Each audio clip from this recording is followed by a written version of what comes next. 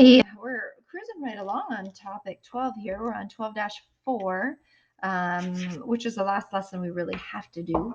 And this is the special situations. And there's two of the different special situations. So far in our chapters on equations, we've seen that most linear equations have one solution. So the answer to this when we solve it would be 0. The answer to this one would be 2. It looks like it would be -2 actually. 6 for this, 1 for this. So that happens most of the time. It has one answer that works if it's to the first power.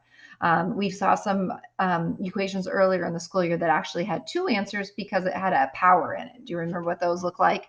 Those were like x squared equal 4, and the answer was 2 and -2. Both of those work. But we haven't been seeing exponents in this chapter. These are mostly what we call linear.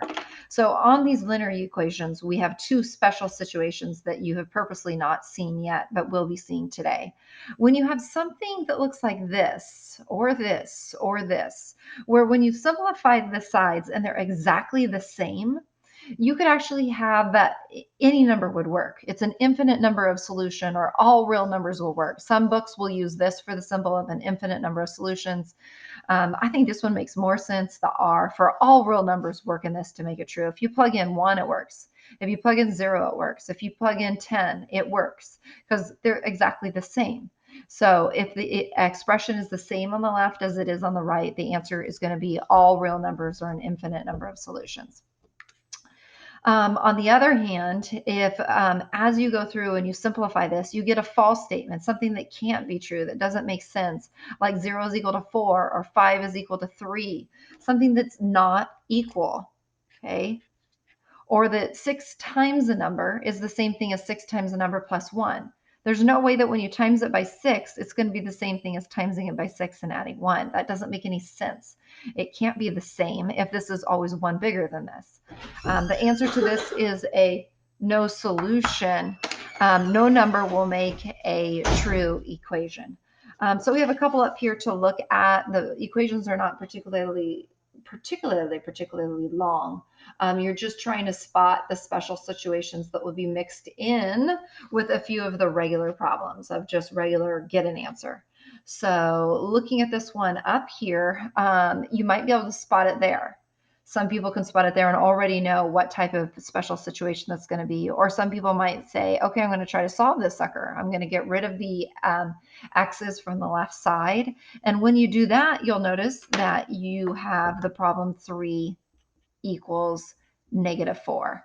The x's dropped out of both sides. And this is not a true statement. And so this is a no solution. There's no number that when you plug it in here, you will get the same thing as if you plug it in here. This says 7 times the number and adding 3 to it. There's no way that that could be the same as timesing that same number by 7 and subtract 4 from it. There's no way that those could be equal. They're always going to be off. This one's always going to be bigger than this one, the left side. This one here, you would need to simplify it a little bit probably to start seeing which type it is. Does it have an answer or is it one of the special situations? So 4x when I distribute and 2 when I distribute. And when I combine like terms, that's 4. Those two can go together. 4x plus 2. So these are a little bit sometimes easier to spot. You can see that this is exactly the same as this, but I don't know, maybe you don't notice it and you're just going through and solving. When you subtract 4x from both sides, you would definitely notice something when you see that the x's fell out of both sides. They zeroed out and you're left with 2 equals 2. So here I had a false statement. Here I have a true statement. So the answer to this is all real numbers. Or some textbooks will say an infinite number of solutions. Okay. How is a no solution equation different from an infinite number of solution? And a no solution means no number will work to make the statement true. And in the equation we will see equal number of unknown on each side of the equal sign, but a different constant. And in all real numbers, we see that both expressions simplify to exactly the same thing. This means any number will work in the equation. So I will be asking you in the homework set tonight to show me an example of something that is an all real numbers. So you'd want to put something that would, after it simplify at least, be exactly the same on either side.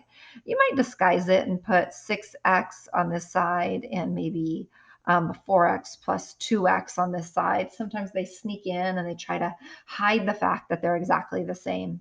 A no solution, you'd want to write something similar to this, where they're not exactly the same. They have the same number of x's on both sides, but their constants are different. You could try to disguise it a little bit by putting like maybe 5x plus x plus 2. And on this side, you could have a 6x minus 1. So it doesn't immediately appear to be exactly the same number of x's, but different constants. But after you simplify it, you see it. And you will still see some problems that are just going to give you an answer like 2 or 2/5 or 3. Just some more practice on those type of problems like you've been doing the whole last 2 chapters.